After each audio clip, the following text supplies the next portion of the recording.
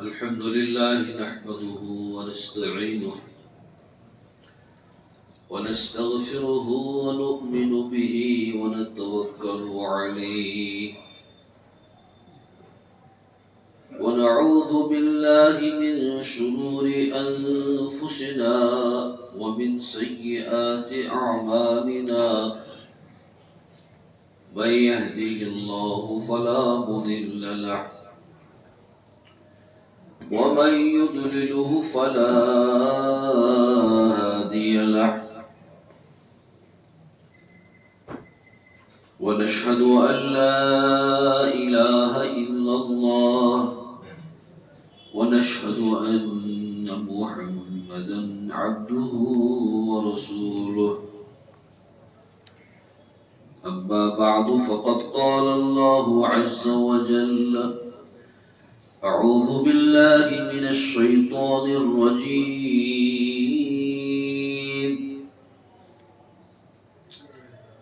لقد من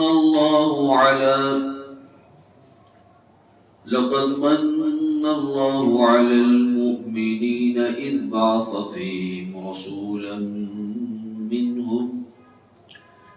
يتلو عليهم آياته ويزكيهم ويعلمهم الكتاب والحكمة وإن كانوا من قبل لفي ضلال مبين وقال أعوذ بالله من الشيطان الرجيم ألم نشرح لك صدرك ووضعنا عنك وزرك الذي أنقض ظهرك ورفعنا لك ذكرك وقال أعوذ بالله من الشيطان الرجيم فبما رحمة من الله لنت لهم ولو كنت فظا غليظ القلب لانفضوا من حولك فاعف عنهم واستغفر لهم وشاورهم في الأمر فإذا عزمت فتوكل على الله إن الله يحب المتوكلين وقال جل وعلا أعوذ بالله من الشيطان الرجيم حريص عليكم بالمؤمنين رؤوف رحيم وعن النبي صلى الله عليه وآله وسلم مما أخرجه الشيخان عن أنس بن مالك رضي الله عنه وعن أبي هريرة رضي الله تعالى عنه قال لا يؤمن أحدكم حتى أكون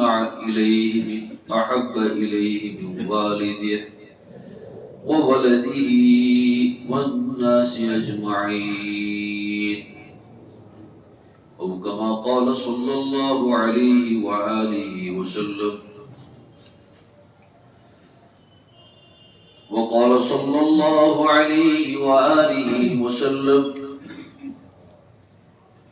عليكم بسنتي وسنة الخلفاء الراشدين المهديين وقال صلى الله عليه وآله وسلم عضوا عليها بالنواجذ أو كما قال صلى الله عليه وآله وسلم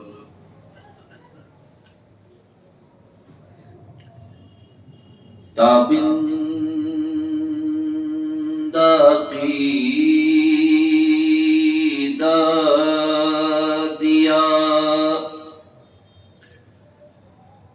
تہذیب عطا کی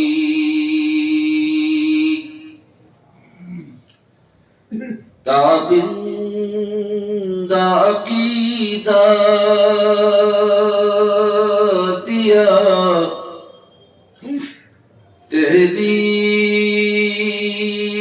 تہذیب عطا کی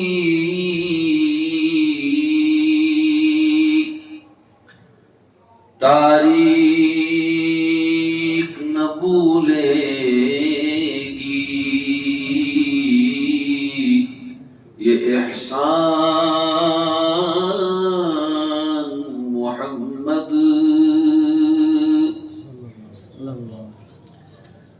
تاریخ نہ بھولے گی یہ احسان محمد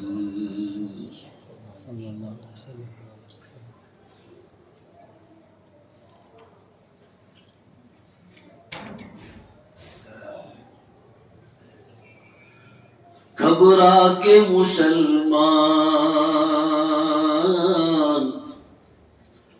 کیا ڈھونڈ رہا ہے گھبرا کے مسلمان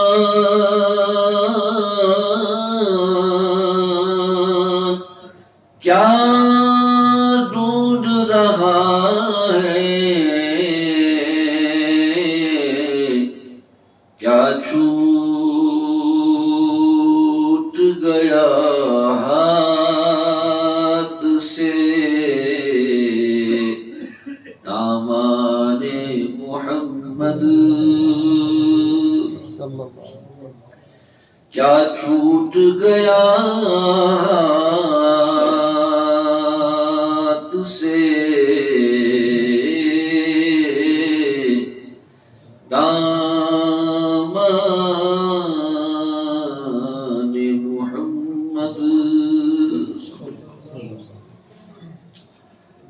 بہت ہی زیادہ عزت احترام محبت شفقت کے لائق بزرگوں عزیزوں دوستوں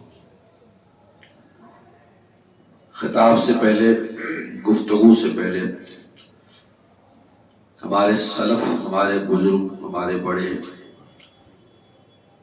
خود اپنا سامان کرتے ہیں کہ بات بڑی ذمہ داری کی رہتی ہے چاہے 2 لوگ 10 لوگ 20 لوگ 50 لوگ 100 لوگ کسی طالب علم کے سامنے ہو اور انہیں دین حق دین سرمدی اور نجات والے دین کے تعلق سے کچھ عرض کرنا ہو کچھ پیشکش کرنی ہو 20-50 ایسے سلف ایسے بزرگ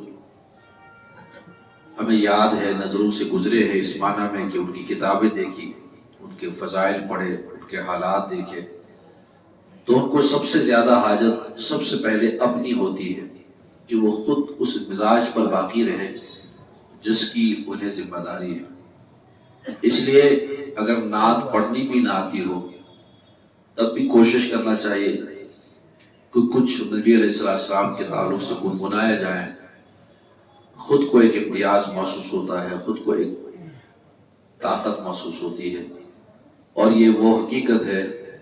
جس نے دنیا میں اجالا کیا ہے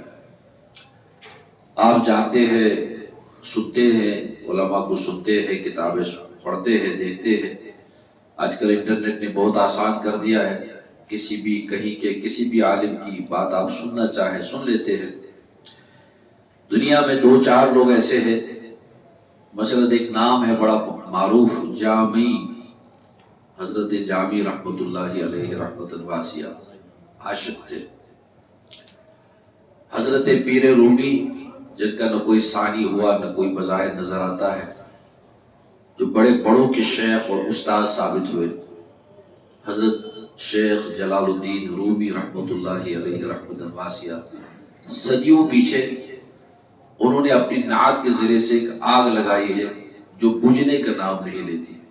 جو لوگ ان کو جانتے ہیں پڑھتے ہیں ان سے استفادہ کرتے ہیں اکثر بڑے لوگ امت کے تو انہیں معلوم ہے کہ وہ کس درجے کی محبت کی آواز لگا چکے ہیں بیت گئی صدیاں، لیکن ان کی وہ آگ نہ دمی ہے نہ تھمی ہے، نہ کبھی بظاہر نظر آتا کہ تھم سکتی ہے کہ نہیں، کیونکہ انہیں محبوب ایسا مل گیا ہے کہ ان کی نعت محبوب کی وجہ سے ہمیشہ کی ہو گئی۔ اسی طرح امت مسلمہ کے بہت سے لوگ جو آئے ہیں چلے گئے ہیں، لیکن وہ یاد ہے امت کو، اس ناحیے سے بھی یاد ہے، ان کی خدمات سے بھی یاد ہے۔ ہمارے قریب کے بڑے اجل صلحاء میں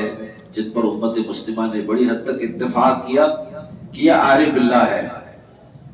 ظاہر تو بظاہر لگ رہا تھا کچھ اور ہے، لیکن یہ کہ سمجھنے والوں نے سمجھا، اور جنہوں نے محتاط رہ کر ان پر تبصرہ کیا وہ بھی حق پر تھے، لیکن یہ طے ہے کہ ان کے بارے میں بڑی تعداد صلحاء کی، علماء کی، بزرگان دین کی اس پر متفق ہو گئی کہ یہ عاشق تھے اور پیغام پر شاعر تھے، جن کا نام نامی حضرت علامہ اقبال رحمۃ اللہ علیہ رحمۃ واسعہ ہے، جو ہم اہل کشمیر کے لیے ایک معنی میں سورس ہے، انسپائریشن ہے اور ہمارا سرمایہ بھی ہے۔ میں چونکہ یہ بات آگے تو عرض کر دوں، ہمارے شیخ و مرشد شیخ ابو الحسن ندوی صاحب رحمۃ اللہ علیہ بڑے اسکالر ہیں، بڑے عالم ہیں، اب اللہ کو بہت عرصہ پہلے پیارے ہو چکے ہیں۔ نئی نسل کے اسکالرز، طلباء، علماء، خاص طور پر نئی نسل کے طلباء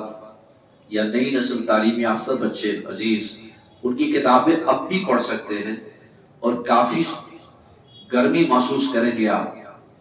نو کے قلم پر لکھا ہوا ہر جملہ روحانی نہیں ہو سکتا ہے،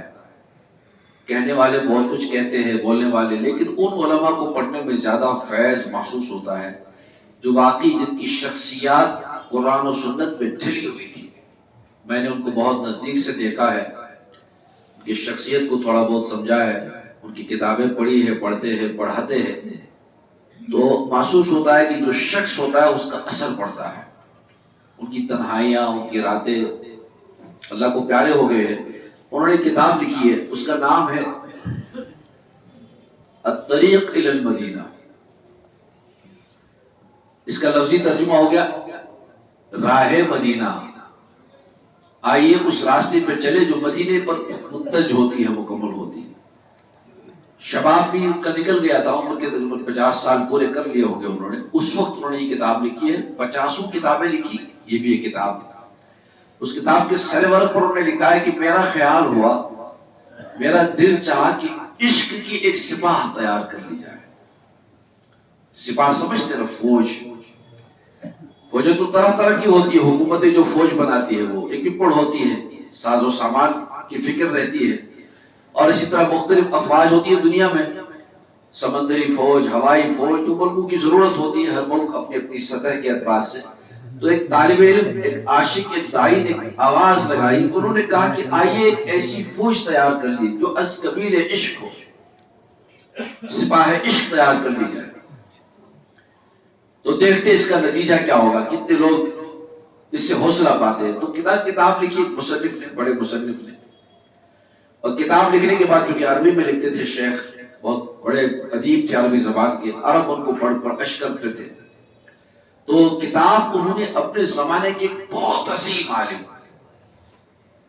جو اس وقت شام کے، ملک شام جو اس وقت حالات میں ہے،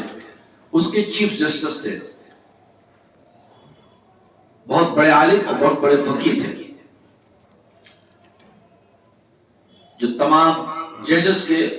اسلامک ججز کے جو سب سے بڑے جج تھے، جو قاضی القضات ہوتے ہیں، چیف جسٹس، ان عالم دین کو بھیجی، ان کا نام ہے شیخ علی طنطاوی رحمۃ اللہ علیہ رحمۃ اللہ سے۔ میں نے دیکھا ہے ان کو، جو ہندوستان تشریف لائے تھے حضرت کے پاس، تو ہمیں موقع ملا، ماشاءاللہ کافی لمبے، خوبصورت اور وجیح شخصیت، سر سے لے کر پیر تک سنت پہ ڈھلے ہوئے، اور گفتگو جب کرتے تو وہ حدیث یاد آتی ہے جس میں رسول اللہ صلی اللہ علیہ وسلم نے فرمایا جب وہ گفتگو کرا کریں گے آپ کے علم میں اضافہ ہوگا، جب وہ ان کی ادائیں سامنے ہوگی تو آپ کو اللہ کے رسول علیہ وسلم کی ڈھلی ہوئی سنت سامنے نظر آئے گی۔ ربانی عالم، ہر خطے زمین پر ربانی علماء ہوتے ہیں، آپ کے اس خطے میں بھی ہے، اس شہر میں بھی ہے، اس کشمیر میں بھی ہے، اور ہر خطے میں وعدہ ہے اللہ کا، جن کی زندگی کا مقصود کتاب و سنت ہوگے بشر، فرشتے نہیں ہوں گے، معصوم نہیں ہوں گے، یہ بھی غلط ہے۔ اب حضرت نے کہہ دیا تو ہو گیا، نہیں، فوق کل ذی علم علیم، قرآن نے ادب دیا، ہر عالم کے اوپر اللہ نے عالم پیدا کیا ہے، البتہ ادب ضروری ہے۔ جس کو مجھ سے زیادہ اللہ نے نوازا ہو کسی بھی معاملے میں، میرا دل چاہے میرا دل نہ چاہے، لیکن میرے لیے حکم ہے کہ ان کے سامنے آپ چھوٹے بنے، فیض تبھی پہنچے گا۔ اگر چھوٹا بڑے سے بڑا ہو گیا تو فیض نہیں چل پائے گا۔ بڑا انسان ہے، فرشتہ نہیں ہے، لیکن مجھ سے بہت سی چیزوں میں افضل ہے، اس لیے جب وہ بات کریں گے وہ میرے دل کو اثر کرے گی۔ شیخ طنطاوی رحمۃ اللہ علیہ بڑے آگے، تو ان کو کتاب بھیجی کہ آپ اس پر مقدمہ لکھیے، فورورڈ، پریفیس، کچھ، کہ تاکہ میری کتاب عربوں میں جب چلے تو شیخ طنطاوی کا بھی نام آئے۔ یہ مصنفین کا طریقہ رہتا ہے کہ اپنے سے بڑے کسی شیخ کو کہتے کہ ہماری کتاب کو آپ پیش کیجئے امت کے سامنے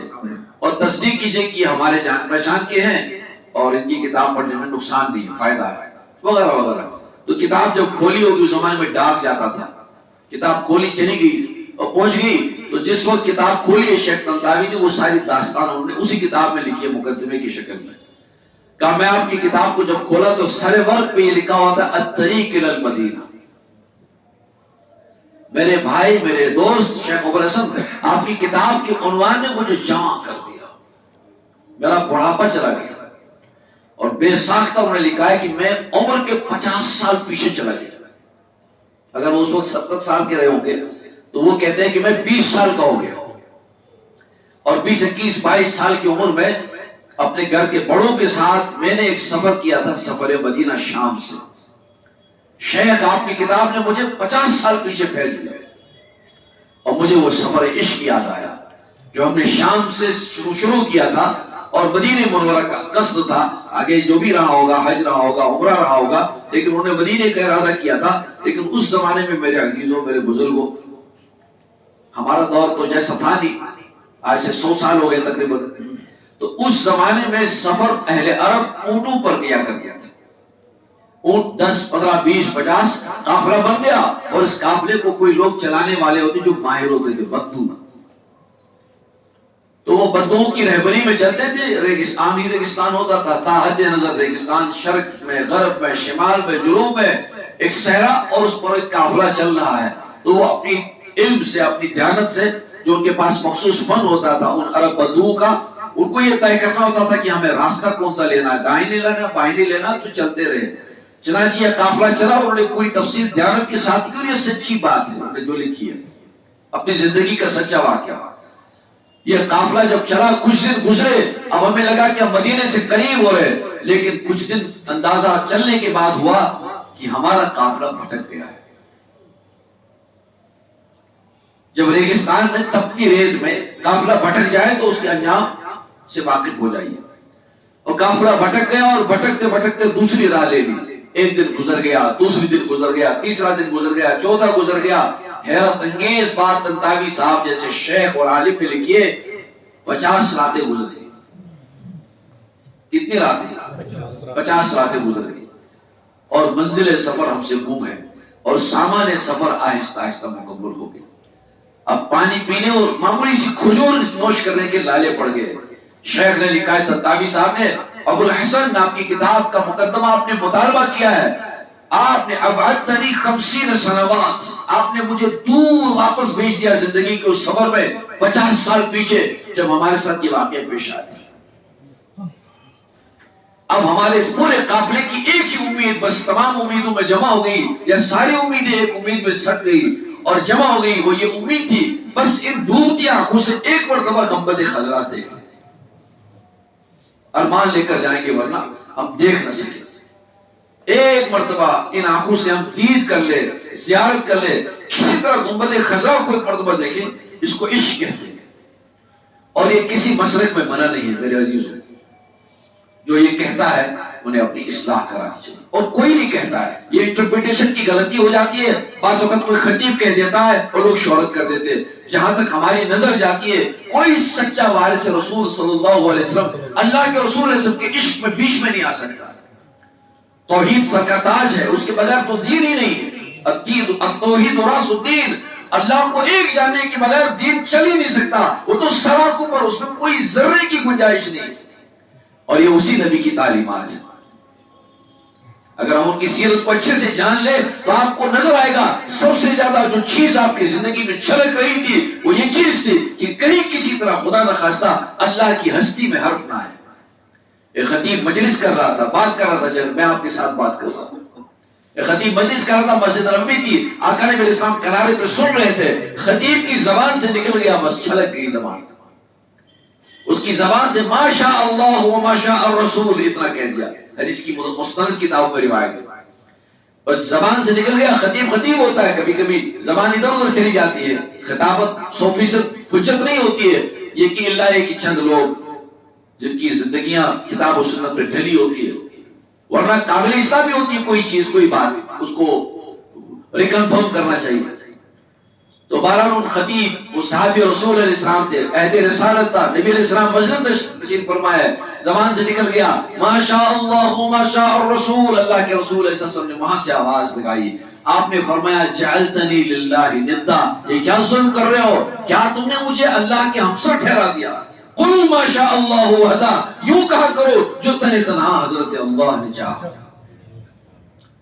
تو اب کہاں سے لڑائی ہے؟ کوئی لڑائی نہیں۔ جو سچا وارث ہے وہ سچی بات نقل کرے گا، لیکن اس سچے وارث کو صحابہ کی وہ سیرتیں بھی پڑھنی چاہیے جس میں رسالت مآب صلی اللہ علیہ وسلم کے ساتھ انہوں نے وہ عشق کا مظہر دکھایا، ایسے مظاہرے کے زمانے کی بڑی بڑی طاقتیں دیکھتی رہی ہیں۔ بڑے بڑے ملک کے حکمرانوں کے پاس جب صحابہ کے قافلے گئے، جب صحابہ رسالت مآب صلی اللہ علیہ وسلم کو پکڑا گیا، جھگڑا گیا، جب ایک صحابی رسول اللہ کو بند کیا گیا رسیوں میں، اس کے بعد اس کو تیر و تفنگ مار کر اس کو شہید کرنے والے تھے، کسی کو خیال آیا ذرا ان کے ساتھ دل لگی کی ایک بات کر لی جائے، فرمایا اگر تم کو چھوڑ دیں اور تم اپنے اہل و عیال کے پاس چلے جاؤ اور تمہاری جگہ نعوذ باللہ محمد الرسول اللہ کو باندھ کر ختم کر دیا جائے، تمہارا کیا خیال ہے؟ وہ صحابی مسکرایا کیونکہ عاشق تھا، کا عشق کا پیمانہ درست تھا۔ اس نے کہا تم نے ہماری محبت ہی کو سمجھا نہیں، تم کسی اور وادی میں ہو، ہم کسی اور وادی میں ہیں، یہ خلاصہ ہے روایت کا۔ اس کے بعد انہوں نے کہا دیکھو میری بات سنو، اگر میں یہاں سے آزاد ہو جاؤں اور مجھے نئی زندگی مل جائے، میں اپنے اہل و عیال میں جاؤں جیسا کہ تم کہتے ہو، اور بدلے میں رسالت مآب اپنی جگہ تشریف فرما ہو مدینے میں اپنی مسند پر، اس مسند مبارکہ پر حضور پاک علیہ السلام کے مبارک پائے نازل میں کوئی کانٹا چبھے، میں اس پر بھی راضی نہیں ہوں۔ چاہے کہ تم مجھے آزاد کر لو، مجھے نئی زندگی دے دو، ہم اس نبی سے ایسی محبت کرتے ہیں، وہاں ان کی اس مسند مبارکہ پر ان کے مبارک پائے نازل میں کانٹا چبھے، میں اس پر بھی راضی نہیں۔ یہ سب باتیں جب سنا کرتے تھے وقت کے بڑے بڑے بادشاہ تو وہ اشعش کرتے تھے۔ حضرت جناب ابو سفیان رضی اللہ تعالیٰ عنہ،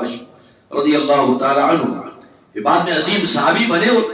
سر کا تاج، لیکن جب فتح مکہ سے پہلے ان کے بہت سے ایسے واقعات ہیں جو تاریخ تو ہے لیکن ان کی شخصیت کو وہ نیچے نہیں کر سکتی، کیونکہ بعد میں وہ صحابی رسول ہو گئے۔ جب وہ سخت تھے، مخالف تھے، وہ دشمنوں کی صف میں تھے، تو کہیں کسی بڑے بادشاہ کے دربار میں اسی طرح صحابہ کی جب گفتگو سنی تو ان کی زبان سے چلتا ہے، انہوں نے کہا میں نے تو کیسر و کسریٰ کے دربار دیکھے ہیں، بادشاہوں کے خدام کو ان سے عشق کرتے اور محبت کرتے دیکھا ہے، لیکن میں کیا کروں، میں نے محمد علیہ السلام کے اصحاب کو جس طرح حضور صلی اللہ علیہ وسلم سے محبت کر کے دیکھا ہے، میں اس کی کوئی نظیر بیان نہیں کر سکتا۔ ما رأيت حبا يحب رسول اللہ صلی اللہ علیہ وسلم اصحابہ کما قال، میں نے ایسی شدید محبت نہیں دیکھی کسی فرد کی کسی انسان کے ساتھ جو رسول اللہ صلی اللہ علیہ وسلم کے صحابہ کی ہے۔ 50 سال گزر گئے، زندگی ختم ہوا چاہتی ہے، وہ کہتے بس تمام امیدیں اس امید میں بر آئی کہ اب کسی طرح ہم گنبد خضرا کو ایک نظر دیکھ لیں۔ اس کے بعد کہتے بس سامان سفر بھی تمام ہو چکا تھا، جو جملے ہیں ان کی کتاب ہے، آسمان آگ برسا رہی تھی اور وہ ریگستان کی ریت آگ بن گئی تھی، اس پر ہم ایک انسانی قافلہ جلسا جا رہا تھا۔ ایک دن اچانک ہمارے ساربان، ہمارے ہدی خاں، ہمارا جو راستہ دکھانے والا، اونٹوں کو چلانے والا، اچانک ایک صبح ہم نے دیکھا اس کے چہرے پر روشنی ہے۔ ڈرتے ڈرتے ہم نے اس سے پوچھا، کیونکہ بارہا پوچھ چکے تھے، ڈرتے ڈرتے ہم نے اس سے پوچھا ساربان، ہدی خان کیا بات ہے؟ انہوں نے کہا دیکھ نہیں رہے ہو دیکھو ہمارے سامنے احد کا پہاڑ ہے، کوشش کرتے کرتے کرتے کرتے کسی طرح ہاذا احد نہیں دیکھ رہے ہو، احد کا پہاڑ یعنی ہم مدینہ پہنچ گئے. پھر جو شوق لقاء، شوق ملاقات، شوق دید، جو رسول اللہ صلی اللہ علیہ وسلم کے پاس جا کر صلاۃ و سلام پیش کرنے کا جو جذبہ اس قافلے میں پیدا ہوا ہوگا، یہ سب لکھنے کے بعد شیخ ابو الحسن ندوی صاحب کو یہ بڑے عالم لکھتے ہیں، ابو الحسن ایک بات بتاؤں، زمانے نے اور زمانے کی سہولیات اور چیزوں نے ہمارا وقت بچا لیا ہے. یہ میں نے 20 مرتبہ یہ جملہ کہا، یہ لکھا ہے اس کتاب میں. کہتے ہیں ابو الحسن ربحنا الوقت، وقت و جہازوں نے ہمارا بچایا، لیکن خسرنا العواطف، جو ہمارا عشق کا نقصان ہوا اس کا کوئی کمپنسیشن نہیں. ہمارے جذبات ہم نے کھو دیے، وہ آگ نہیں لگتی اب جو لگنی چاہیے. اس چیز کو ہم سفر ناموں میں پڑھ سکتے ہیں، دیکھ سکتے ہیں. ہندوستان کے ایک بڑے عالم تھے حضرت مولانا عبد الماجد صاحب دریابادی رحمۃ اللہ علیہ، ایک دریاباد علاقہ یوپی میں، وہاں کے بہت بڑے عالم تھے، اردو کے بہت بڑے ادیب اور قرآن پاک کے بڑے مفسر، اور نوجوانوں کے لیے پیغام بھی ہے. انہی کی تفسیر ہندوستان میں شاید غلبہ تو یہی ہے، شاید پہلی انگریزی کی تفسیر ہے جو سورہ فاتحہ کی فا سے شروع ہوتی ہے اور ناس تک ختم ہوتی ہے. پہلی مرتبہ ایک چھلکتی زبان میں، بہت بڑے ادیب تھے انگریزی زبان کے، مکمل تفسیر ان کی انگریزی میں بہت پہلے چھپی ہے، 70 سال 60 سال پہلے. یہ عبد الماجد دریابادی صاحب ہے. اور خاص طور پر اس تفسیر کا خاصہ یہ ہے، اس میں جو عقائد اہل کتاب کے خطرناک عقائد، خاص طور پر نصارہ کے جو نقصان پہنچا سکتے ہیں، نئی نسل کو نقصان پہنچا سکتے ہیں اور مظلمت پہ ڈال سکتے ہیں، ان کا زبردست رد کیا انہوں نے. اور وہ اہل کتاب کی کتابوں کے بڑے ماہر تھے، ان کی تفسیر ہے. تو انہوں نے ایک سفر کیا ہے، سفر حجاز، اور نام ہی اس پورے سفر نامے کا سفر نامہ حجاز ہے. یہ 1938 کا سفر ہے، 1938، 2026 چل رہا ہے، 90 سال 85 سال. تو اس وقت کا جو سفر نامہ انہوں نے لکھا، اور حیرت ہوگی میرے عزیزو، 800 صفحات میں انہوں نے سفر نامہ لکھا ہے، 800 صفحات. اور الحمدللہ اس طالب علم نے کئی مرتبہ پڑھ لیا اور بہت لطف لیا، کافی تفصیل میں گئے. وہ سمندری سفر ہوتا تھا، جگہ جگہ ذرے ذرے کا انہوں نے تاریخ کا ایک نقشہ پیش کیا اس زمانے میں جو سفر کرتے تھے. تو اس وقت سفر نامے میں یہ لکھا ہے، ہندوستان سے، ملک ہند سے، یوپی سے جب وہ سفر حجاز کے لیے چلے گئے، حد یہ ہے میرے دوستو، ان کو اپنے سامان کو تیار کرنے کے لیے، کھانے پینے کے لیے ہندوستان سے لکڑی لے کر جانا پڑتا. وہ لکڑی کے چھوٹے چھوٹے بنا کر بیگوں میں اور بڑے بڑے ٹھیلوں میں ڈال کر سمندری سفر میں ساتھ دیتے تھے. اس درجہ مشقت اٹھاتے تھے لوگ. اور کئی نہ کئی 20 دن 15 دن 18 دن 1 مہینہ سفر ہوتا تھا سمندر کا. اور ہمارے شیخ و مرشد کی زبان میں، اوپر نیلا آسمان نیچے نیلا سمندر، کوئی یقین نہیں ہوتا تھا کہ یہ قافلہ کسی منزل کو پہنچے گا. حادثے ہوتے تھے. تو عشق بہت بڑی چیز ہے. اللہ کے رسول صلی اللہ علیہ وسلم صرف نبی نہیں ہے، نبی سلام پر آپ کی شخصیت، آپ کی ذات اتنی دلاویز ہے. نبی کہتے ہیں عربی زبان میں پیغام دینے والے. اور یہ جو پیغام دینے والا اگر شخصی طور پر، ذاتی طور پر دلچسپ ہو تو اس کی شخصیت میں آدمی گم ہو جاتا ہے اور وہ پیغام حاصل کرنا آسان ہو جاتا ہے. چنانچہ رسالت مآب جناب محمد رسول اللہ صلی اللہ علیہ وسلم کو ظاہری حسن، ظاہری طور پہ آپ کے شمائل ایسے ہیں کہ دنیا میں کسی حسین پیکر کا بھی انسان تصور کر لے اس سے آگے نہیں بڑھ سکتا. اما عائشہ رضی اللہ عنہ کبھی کبھی شعر کہتی تھی، تو اس نے ایک مرتبہ شعر کہا، انہوں نے اس شعر میں یہ کہہ دیا، ہائے زلیخا کی وہ سخیاں جنہوں نے یوسف کو دیکھ کر اپنے ہاتھ کاٹے تھے، اگر میرے محبوب کو دیکھتی ان کے دل کٹ جاتے. وہ فرماتی ہیں انہوں نے تو ہاتھ ہی کاٹے تھے نا ایک وقت کے عظیم حسن کے پیکر کو دیکھ کر، اگر میرے محبوب کو عورتیں دیکھ لیتی، لو یہ ناممکن ہے، نہیں دیکھ سکتی ہے، لیکن ایک شعر کا ہوں، اگر یہ ممکن ہو تو کیا ہوتا؟ رسالت مآب صلی اللہ علیہ وسلم کا حسن مبارک دیکھ کر وہ اپنے دل کاٹ جاتی، وہ اپنے جگر چھلنی کر دیتی. اس درجہ حسن پائے کا تھا جناب رسالت مآب صلی اللہ علیہ وسلم. چنانچہ میرے دوستوں، بزرگوں، اللہ کے رسول علیہ السلام اس امت کے قدوہ ہے، اس امت کے اسوہ ہے، اور عظیم ہستی، عظیم ذات ہے. بعد از خدا بزرگ توئی قصہ مختصر. اللہ کی ہستی کے بعد اس امت کو جو مصروفیت کی ہستی ہے، جس کے ساتھ آپ کا تعلق ہو، آپ کا دل لگے، آپ کا وقت گزرے، آپ کی شخصیت ان کے ساتھ متعارف ہو، وہ ایک ذات پاک ہے، ذات رسالت مآب صلی اللہ علیہ وسلم۔ بدرجہ عدم اس امت کے لیے سب سے بڑی میراث ہے رسالت مآب صلی اللہ علیہ وسلم۔ اور آپ کی جو ہستی ہے، یہ 23 سالہ زندگی جو آپ کی نبوت کی ہے، یہ ریکارڈڈ ہے،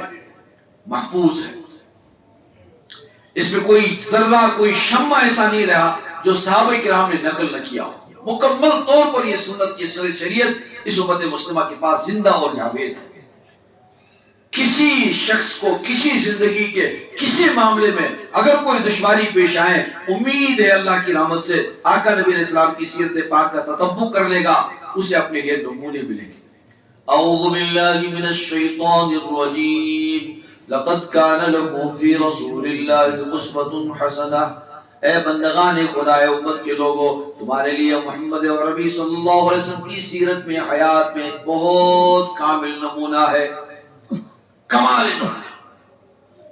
آپ نے سفر میں، آپ نے حضر میں، آپ نے سختی میں، آپ نے تنگی میں، آپ نے یسر میں، آپ نے عسر میں،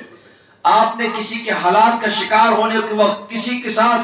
اپنے آپ کو مشکور اور شکار ہوتے وقت، جن مرحلوں سے ایک انسانی زندگی گزر سکتی ہے، رسالت مآب صلی اللہ علیہ وسلم نے اس موقع کی زبردست ہمارے سامنے سنتیں چھوڑی ہیں۔ کوئی ایسا موقع سیرت پاک میں نہیں ہے جس میں نعوذ باللہ سیرت پاک ہمارے لیے کوئی کمزور سور ثابت ہو جائے۔ دنیا میں جب بھی کوئی انسان اعلیٰ حوصلہ بننا چاہے، بلند حوصلہ بننا چاہے، اپنے اندر حوصلہ پیدا کرنے کے لیے اس کے پاس سورس آف انسپائریشن رسالت مآب صلی اللہ علیہ وسلم کی زندگی ہے۔ علامہ اقبال رحمۃ اللہ کا ذکر آیا تھا شروع میں، وہ علامہ اقبال اسی کتاب میں لکھا ہے جو میں نے جس کا ذکر کیا، خواب میں، خیال میں۔ دیکھیں، تصور کی زندگی کا انکار نہیں کر سکتے۔ شعراء تو ویسے ہی تصور میں زیادہ رہتے ہیں، انہوں نے ایک تصوراتی سفر کیا ہے، تصوراتی سفر۔ اب یہ اسکالرز کی ذمہ داری، اس کی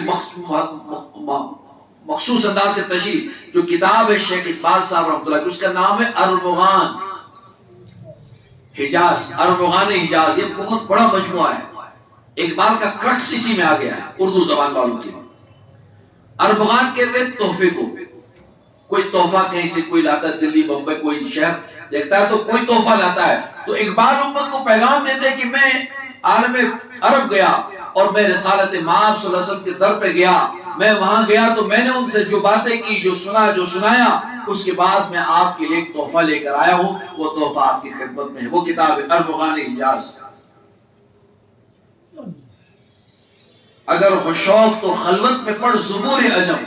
اپنی کتابوں کو اقبال اس طرح پیش کرتا ہے کہ آپ دیکھ تو لیجئے اس طالب علم میں تمہارے لیے کیا رکھا ہے۔ ارمغان حجاز وہ ایک تصوراتی سفر ہے جو واقعہ ان کے بارے میں جو ان کے تزنیہ نگار ہے وہ لکھتے ہیں حلق فی اجواء الحجاز طول الحیات۔ اقبال تو ایسی ہستی تھی، ساری کی ساری زندگی انہوں نے حجاز مقدسی میں ایک کمرے ایک کبوتر کی طرح گزاری ہے۔ نغمہ ہندی ہے تو کیا، لے تو حجازی ہے میری۔ اقبال کہتا ہے لکھا تو میں نے اردو فارسی میں، لیکن سمجھنے کی کوشش تو کرو، لے تو حجازی ہے میری، اصل میرا رنگ جو میری کتابوں میں جھلکتا ہے وہ حجازی ہے۔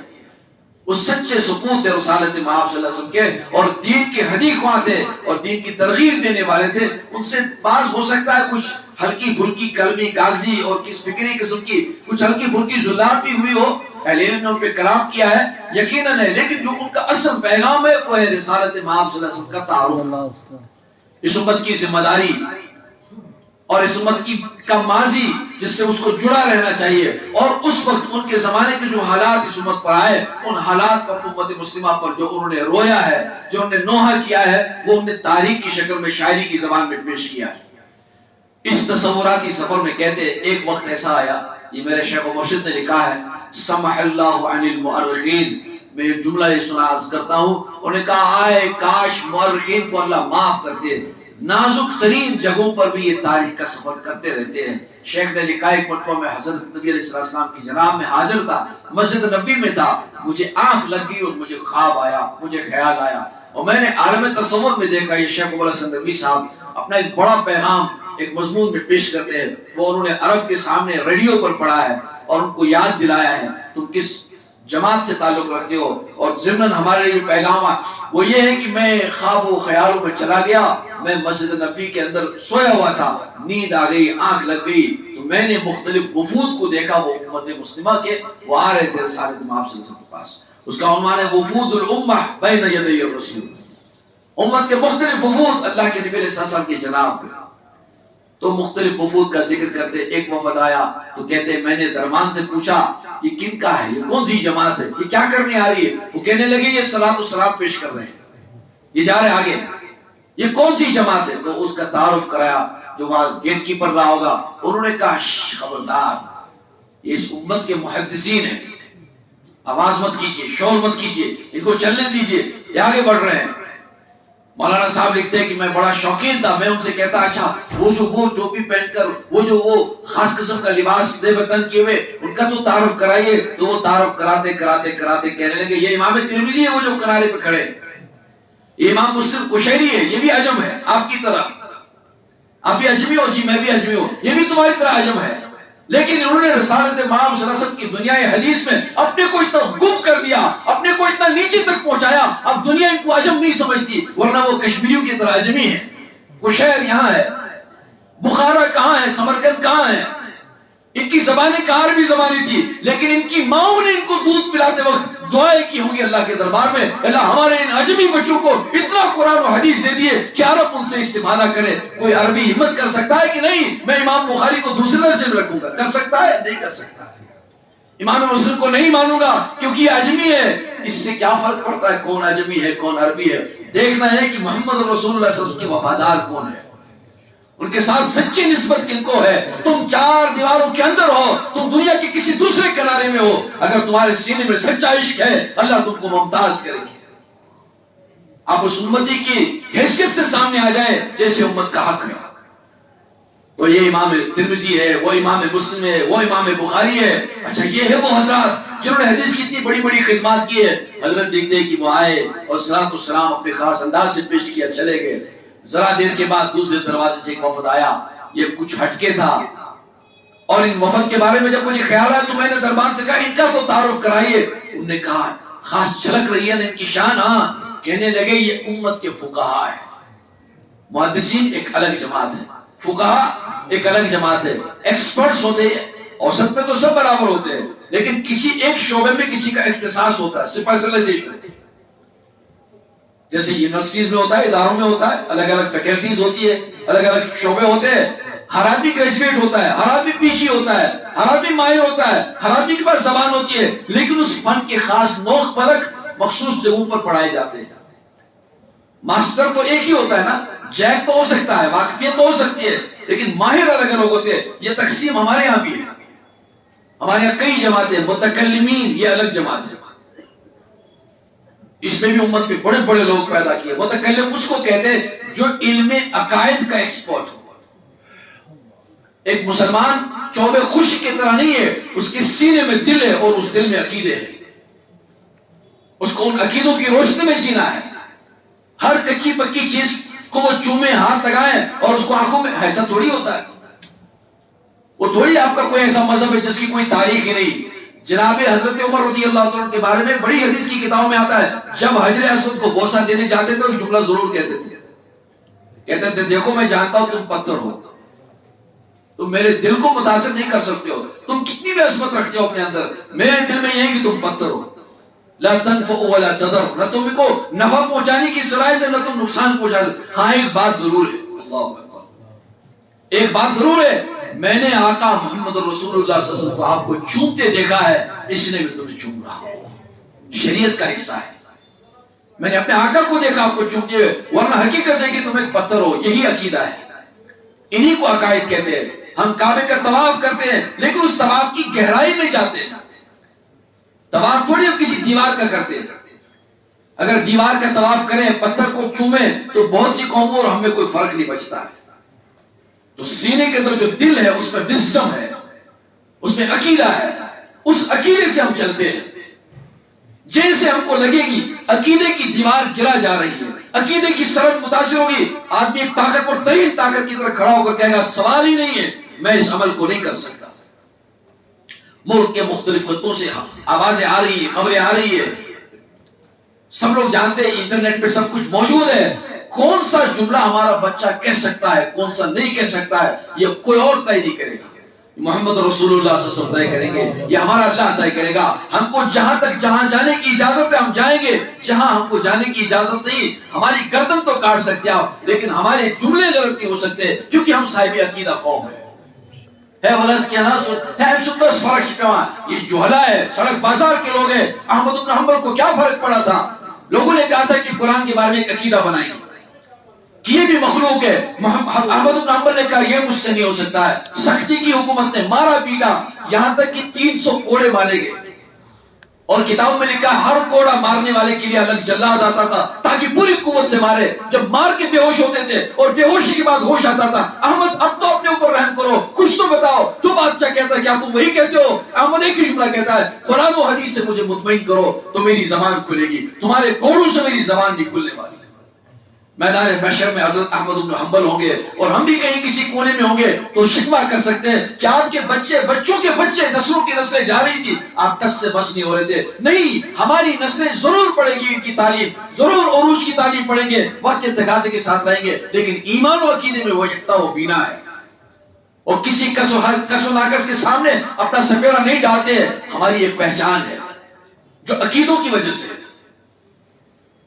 تو جناب علامہ اقبال رحمۃ اللہ اسی لیے کہتے ہیں، میں یورپ گیا، لندن گیا، کیمبرج گیا، پڑھا، اور اس زمانے کا ان کا پڑھنا، اللہ اکبر، سن 1910 میں 1915 میں وہ بیرسٹی کر کے آئے وہاں سے، انہوں نے ان کے قوانین سے بڑا فائدہ اٹھایا اور خود ان کے پاس جو تھا ان سے بھی ان کو فائدہ پہنچایا۔ سب کچھ کے بعد وہ کہتے ہیں خیرہ نہ کر سکا مجھے دانش اہل فرنگ، اللہ اکبر، ان کی دانش، ان کا علم، ان کی وزڈم اپنی جگہ، لیکن مجھے وہ پار نہیں کر سکی۔ خیرہ نہ کر سکا مجھے دانش اہل فرنگ، سرما ہے میری آنکھ کا خاک مدینہ و نجف، کیونکہ میری آنکھوں نے جو سرما پسند کیا ہے وہ مدینے کی خاک ہے۔ جب میری آنکھ میں مدینے کی خاک ہوگی تو کسی دانش سے میں کیوں کر متاثر ہوتا ہوں۔ مسلمان کو مسلمان کر دیا طوفان مغرب نے، مسلمان ہو تو اس کو کوئی نقصان نہیں کر سکتا ہے۔ اقبال کہتا ہے میں پکا مسلمان گیا تھا یہاں سے، طوفان مغرب میں مجھے ڈالا گیا، لیکن میں کچا مسلمان تھا، میں وہاں اور مزید پکا ہو گیا۔ مسلمان کو مسلمان کر دیا طوفان مغرب نے، تلاطم ہائے موجوں سے ہے گوہر کی سیرابی۔ جب تلاطم ہوگا، سمندر میں تموج ہوگا، لہریں اٹھیں گی، اس وقت ہمارے امتحان اصل شروع ہو جاتے ہیں کہ اب ہمیں کیا کرنا ہے۔ سوال ہی نہیں، کسی ایک ذرے پر بھی ہم راضی نہیں ہوں گے۔ یہ ہمارے بزرگوں کی آواز ہے، اور الحمدللہ دائرے قانون میں رہتے ہوئے ہماری پشتوں، ہمارے بزرگوں نے جب جن علاقوں میں رہنا پسند فرمایا تھا اور اختیار کیا تھا کہ ہم یہاں رہیں گے، انہوں نے اس وقت یہ طے کیا تھا ہم اپنے عقیدے کے ساتھ، اپنے منہج کے ساتھ، اپنی عبادات کے ساتھ، اپنی نمازوں کے ساتھ، اپنی اقامت کے ساتھ، اور اس ذرے کے ساتھ جس کا تعلق جناب رسول اللہ صلی اللہ علیہ وسلم کی ہستی اور ذات سے، ہم اس میں ایک ذرے پر بھی راضی نہیں ہے کہ ہم اس کو چھوڑ دیں گے۔ ہم ان تمام چیزوں کے ساتھ رہیں گے، اس کے بعد بھی انشاءاللہ آپ کی بستی میں، آپ کے نظام میں کوئی خلل واقع نہیں ہوگا، بلکہ ہم حب الوطنی کی بات کریں گے۔ ہماری کتابوں میں ہے، جب رسالت امام صلی اللہ علیہ وسلم مکہ مکرمہ سے تشریف لے جا رہے تھے، مدینہ تو شہر تھا، مکہ تو پھر بھی دیہات تھا، مکہ میں تو آب و ہوا اچھی تھی، مکہ تو پہاڑی علاقہ تھا، لیکن چونکہ آپ مکہ میں پیدا ہو گئے تھے، اس لیے جب آپ مکہ چھوڑ رہے تھے تو آپ پلٹ کر کیا دیکھ رہے تھے؟ بار بار آپ کیوں دیکھ رہے تھے؟ اس سے حضور نے یہ پیغام دیا، جس بستی نے آپ کو پیدا کیا، جس سرزمین میں آپ پیدا ہو گئے، آپ اس سے محبت رکھیے۔ آپ نے فرمایا جب آپ ڈوب کی آنکھوں سے رخصت ہو رہے تھے، وہ مسجد ہے وہاں، کبھی تشریف لے جائیے، جو مصف اللہ ہے، مصف اللہ کے راستے سے ایک مسجد آتی ہے، چھوٹی سی مسجد، قدیم ہے، صدیوں پرانی ہے، صحابہ کے دور کی ہے، رینوویٹ تو ہوئی ہے ضرور، لیکن صحابہ کے تو اس کا مسجد صدیق نام ہے۔ جب نیچے جاتے وہاں سے پھر کعبہ نظر نہیں آتا، وہاں حضور رک گئے۔ صدیق ایک بار کہنے لگے اللہ کے رسول ہم پر پیچھا ہو رہا ہے، آپ کی ذات کو خطرہ ہے، ہمیں یہاں سے چلا جانا چاہیے۔ حضور نے کہا مجھے جی بھر کے دیکھنے کو کعبۃ اللہ، وطن کی ریت مجھے ایڑیا رگڑنے دو، مجھے یقین ہے پانی یہی سے نکلے گا۔ کسی شاعر نے وطن کی تصویر کی ہے، وطن محبت کی چیز ہے، وطن سے نہ محبت ہونا یہ کوئی اچھی علامت نہیں ہے، اس کو چاہیے کہ اپنا علاج کرے۔ اور کون ہے جس کو وطن سے محبت نہیں؟ امریکہ بھی ہو کر آئے، لیکن جب وہ اپنے گھر اپنے دیہات پہنچتا ہے، اس کو بچپن کی وہ گلیاں یاد آتی ہیں، اس کی آنکھیں بہ جاتی ہے۔ وہ امریکہ اپنی جگہ ہو سکتا ہے، لیکن یہ میری مولد ہے، یہ میری پیدائش کی جگہ ہے۔ تو وطن سے محبت تو مسلمانوں نے پیش کیا ہے، ہمارے علماء نے کتابیں لکھی ہے، لیکن اس کا ہرگز یہ مطلب نہیں عزیزوں کہ قرآن و حدیث میں جو عقیدے ہمارے لیے متعین ہیں وطن کی محبت غالب آ جائیں اور وہ عقیدے کمزور ہو جائیں، یہ نہیں ہو سکے، یہ دو چیزیں جمع نہیں ہو سکتی، یہ بات واضح ہے۔ تو اقبال علیہ رحمہ جدید تعلیم یافتہ آدمی، بظاہر شکل و صورت سے بھی لگ رہا ہے کہ اس تہذیب کا اصل قبول کیا ہے، یہ سب اپنی جگہ یہ بات ہے، لیکن وہ کہتے ہیں کہ ایک وفد آیا، ایک گیٹ کھلا تو ایک مخصوص قسم کا وہ، اس سے پہلے بھی بہت سے وفود آئے، مثلا انہوں نے لکھا ہے کہ ایک وفد آیا خواتین کا، اب نہ کوئی زرہ ہے، نہ کوئی تیگ ہے، نہ کوئی تفن ہے، نہ کوئی تلوار ہے، بالکل خاموشی سے دور سے ایک جماعت تو آ رہی ہے لیکن آواز چلنے کی بھی نہیں آ رہی ہے۔ شیخ کہتے میں نے دربان کو کہا یہ کون سی جماعت؟ اس نے کہا خبردار، یہ امت کی وہ مائیں ہیں، تاریخ کی وہ مائیں جنہوں نے اپنے سینوں میں، اپنے بدن میں بڑے بڑے لال اور جواہر پیدا کر دیے، یہ وہی مائیں جنہوں نے اپنی گودوں میں حضرت حمدانی کو پالا،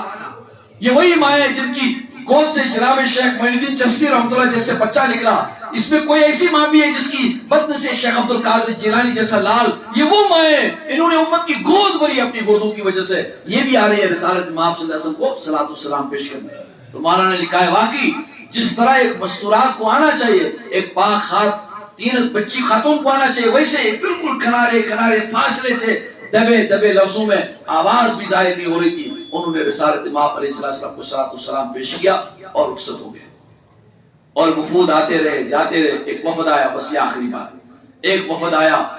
ان کی خاص ادائیں تھیں، ان کا خاص لہجہ تھا، ان کا خاص رنگ تھا، دور سے کشش محسوس ہو رہی تھی، دور سے گویا کہ کوئی میگنیٹ کھینچ رہا تھا، ڈوبے ہوئے، اونچی اونچی ٹوپیاں ہیں، لمبے لمبے جبے ہیں، دستار ہے، خاص لہجہ ہے ان کا، خاص رنگ ہے، خاص رنگ میں چھلکے ہوئے۔ جب یہ وفد قریب آیا تو میں نے پوچھا دربان یہ کون سا وفد ہے؟ تو اب آئی وہ بات، تو انہوں نے کہا یہ وہ جماعت ہے جنہوں نے عشق کی آگ لگائی ہے امت میں، جو دنیا کے کسی ایک کنارے میں پیدا ہو گئے، کسی ایک زبان میں انہوں نے بات کہی، لیکن اللہ نے ان کی بات کو ایسا پہنچایا دنیا کی سینکڑوں زبانوں میں ان کے ترجمے ہوئے، اور ان کی عشق کی وہ آگ سینوں میں بھڑکاتی رہی آگ، یہ اشاق ہے امت کے۔ تو کہنے لگے، میں چونکہ اسی قبیل سے تھا، مولانا صاحب بھی ماشاءاللہ عاشق رسول تھے، ان کی تو 100 کے آس پاس کتابیں ہیں، میں ایسے بیٹھتا تھا سامنے، حضرت بیٹھتے تھے، رات کو مجلس ہوتی تھی، بڑے بڑے علماء ہوتے تھے، تو چھوٹے طالب علم تھے اس وقت، جو جب شیخ سے کہتے تھے اخیر عمر میں حضرت آپ نے 100 کتابیں لکھی، 100 سے بھی زیادہ، آپ کو تمام کتابوں میں سب سے عزیز کتاب کون سی ہے؟ فنی طور پر ان کو ایسی کئی کتابیں تھی ان کی جو عالم عرب میں جب پڑھی گئی تو اشش ہو گئے۔ میں اردن گیا، شام گیا، دمشق گیا، جب میں سفر کیا، ابھی بھی کبھی کبھی جاتے ہیں، جب میں وہاں تو کیا کریں گے طالب علم، ہم تو کتب خانوں میں جاتے ہیں، ہم نے کتب خانوں میں دیکھا عرب کیا پڑھ رہے ہیں، تو ہم نے دیکھا سرگرمی کے ساتھ مولانا کی کتاب پڑھی جاتی ہے، پورے پورے کیبن خاص کر دیے، بہت پڑھتے ہیں مولانا، 60-70 سال پرانی کی کتابیں ماشاءاللہ ابھی بھی جان ہے ان کے اندر، وہ تاریخ ہے، اور تاریخ دو طرح سے لکھی جاتی ہے، نوجوان خصوص توجہ رکھے، تاریخ دو طرح سے لکھی جاتی ہے، جب زوال کی تاریخ لکھی جائے گی تو کبھی ایسا ہوگا کہ زوال کی تاریخ پڑھتے پڑھتے آدمی مایوس ہوگا کہ اب ہمارا دور نہیں رہا، ہم تو پسے ہوئے ہیں، لیکن کمال المؤرخین کا ہے جو زوال کی تاریخ بھی لکھ رہے ہیں لیکن امت کو عروج بھی دکھا رہے ہیں، ان کو مایوس بھی نہیں ہونے دیتے۔ یہ ہوتا رہا ہے، دنیا میں ایسا ہوتا رہا ہے، تلک الایام نداولها بین الناس، یہ تو زمانے ہیں، کبھی 100 سال ان کو، کبھی 100 سال ان کو، کبھی 100 سال ان کو، کبھی تمہاری بھی تو تاریخ ہے، سینکڑوں سال تک تو تمہیں نظام سنبھالتے رہو دنیا، یہ 100-150 سال تمہارے حالات کے، تم اس حالات سے بھی نکلو گے، تم اپنا وظیفہ پورا کرتے رہو اور نسلوں کو پیغام دو، دیکھو انشاءاللہ قیادت اسی امت کے حصے میں آنے والی ہے انشاءاللہ۔ اقبال نے جب کہا تھا، وہ کہتے 300 سال سے ہے ہند کے میخانے بند، اشارہ لے لیجئے، 300 سال سے ہے ہند کے میخانے بند، اب مناسب ہو تیرا فیض و عام اے ساقی، اب وقت آ گیا ہے، آپ کا فیض عام کیوں نہیں ہو رہا؟ میرے عرب کو آئی ٹھنڈی ہوا جہاں سے، میرا وطن وہی ہے، میرا وطن وہی ہے، میرے عرب کو آئی ٹھنڈی ہوا جہاں سے، وہ ٹھنڈی ہوا آیا چاہتی ہے جب ظلم عروج پر پہنچتا ہے، جب ظلمتیں بہت زیادہ بڑھ جاتی ہے تو اچانک سکینہ سیر نمودار ہوتی ہے۔ 3 3 بجے 3:30 بجے 4 بجے ایسا اندھیرا ایسا مظلمہ، لگتا ہے یہ رات ختم نہیں ہونے والی، لیکن اچانک سویدے سر پھوٹتا ہے، ہم کہتے ہیں صبح صادق ہو گئی۔ اب تھوڑا تھوڑا تھوڑا تھوڑا اور دیکھتے دیکھتے دیکھتے دن کا سورج اجالا ہو جاتا ہے۔ کوئی سوچے محمد عربی صلی اللہ علیہ وسلم غار حرا میں 6 مہینہ کیا کر رہے ہیں، بے قرار و بے چین۔ آپ کی فطرت سلیم اندر سے آواز دے رہی تھی کہ یہ کعبہ جس پر جناب حضرت ابراہیم علیہ السلام نے جس کے سامنے آواز لگائی ہے، وَأَذِّن فِي النَّاسِ بِالْحَجِّ يَأْتُوكَ الرِّجَالُ وَعَلَى كُلِّ ضَامِرٍ يَأْتِينَ مِنْ كُلِّ فَجٍّ عَمِيقٍ، اور قرآنی آیات دلیل ہے، وہی کعبہ سینکڑوں بت پڑے ہوئے تھے، لیکن نبی علیہ السلام خدیجہ کے گھر سے نکل کر غار حرا میں اللہ کی طرف متوجہ ہے۔ تحنس، بخاری نے کہا یہ زمانہ تحنس کہلاتا ہے، ہر چیز سے کٹ ہٹ کر آقا نبی علیہ السلام بس اس ایک اللہ کی لگن میں لگ گئے۔